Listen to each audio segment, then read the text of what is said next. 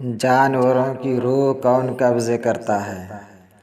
قریب ہر ایک انسان کو معلوم ہے کہ انسانوں کی روح ملک الموت یعنی حضرت عزرائیل علیہ السلام قبضے کرتا ہے، لیکن ہر ایک انسان کو یہ معلوم نہیں کہ جانوروں کی روح، مچھروں کی روح، پرندوں کی روح کون قبضہ کرتا ہے۔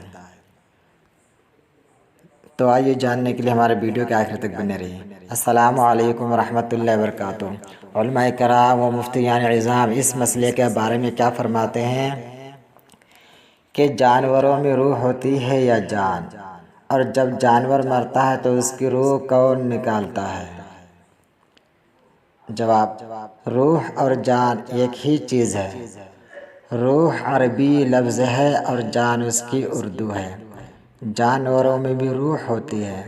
جانوروں کی روح کون قبضہ کرتا ہے؟ اس حوالے سے علامہ شیخ احمد شہاب الدین اپنی تصنیف فتاوی حدیثیہ میں ایک باب باندھا ہے، جس سے مستفاد ہوتا ہے کہ ہر ذی روح خواہ وہ انسان ہو یا جانور کی روح قبضے کرنے کے لیے ذمہ داری صرف اللہ تعالیٰ نے ملک الموت یعنی حضرت عزرائیل علیہ السلام کو عطا فرمائی ہے، اور وہی ہر ذی روح کی روح قبضے کرتے ہیں۔